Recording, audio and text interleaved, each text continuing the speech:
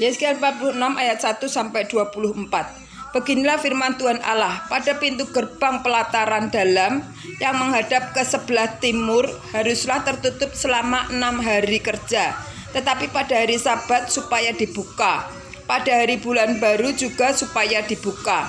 Raja itu akan masuk dari luar melalui balai gerbang dan akan berdiri dekat pintu gerbang, tiang pintu gerbang itu. Sementara itu imam-imam akan mengolah korban bakaran dan korban keselamatan raja itu, dan ia akan sujud menyembah di ambang pintu gerbang itu, lalu keluar lagi.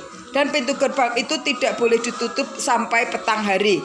Penduduk negeri itu juga harus turut sujud menyembah di hadapan Tuhan di pintu gerbang itu, dan pada hari Sabat, pada hari bulan baru.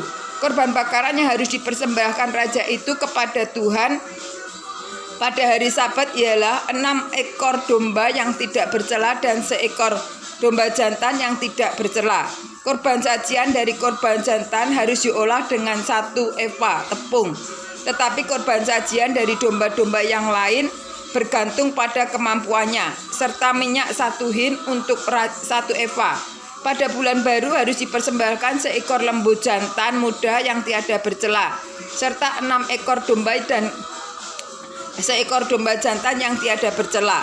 Sebagai korban sajian, ia harus mengolah 1 eva tepung dengan 1 ekor lembu dan 1 eva tepung dengan 1 ekor domba jantan. Tetapi korban sajian dari domba-domba lain bergantung pada kemampuannya, serta minyak 1 hin untuk 1 eva.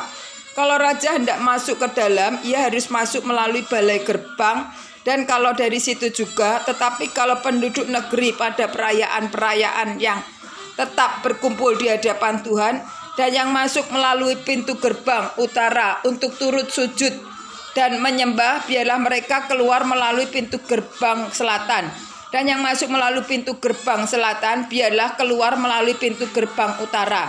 Janganlah seorang kembali melalui pintu gerbang kemasukannya, tetapi masing-masing harus keluar dari pintu gerbang yang di depannya. Mengenai raja itu, ia akan masuk bersama-sama mereka dan keluar bersama-sama mereka. Pada hari itu, hari-hari raya dan perayaan-perayaan yang tetap harus ada korban sajian, yaitu 1 eva tepat diolah dengan 1 ekor lembu jantan, dan 1 eva tepung diolah dengan 1 ekor domba jantan. Tetapi korban sajian dari domba-domba yang lain bergantung pada kemampuannya, serta minyak 1 hin untuk 1 eva. Kalau raja mengolah korban bakaran sukarela atau korban keselamatan sukarela bagi Tuhan, maka orang harus membukakan pintu gerbang sebelah timur untuk dia, dan ia akan mempersembahkan korban bakarannya dan korban keselamatannya itu seperti ia perbuat pada hari Sabat. Kemudian keluar, dan sesudah ia keluar pintu gerbang harus ditutup. Tiap hari ia harus mengolah domba yang berumur 1 tahun dan yang tiada bercela sebagai korban bakaran bagi Tuhan. Setiap pagi ia harus melakukan itu.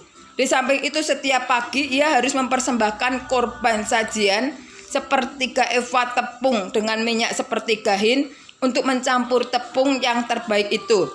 Itulah korban sajian bagi Tuhan, dan ketetapan itu tetap selama-lamanya.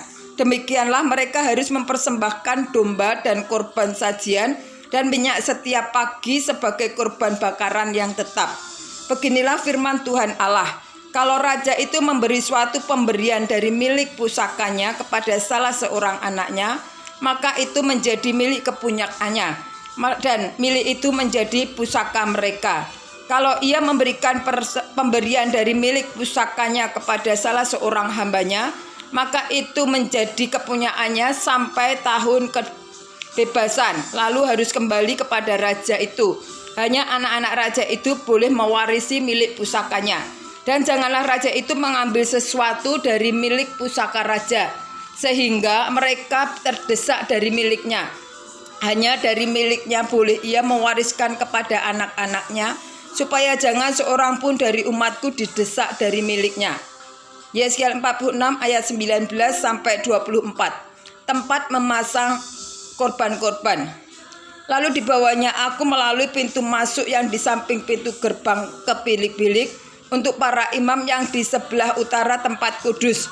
Dan sungguh di sana dan bahagian barat sekali ada suatu tempat.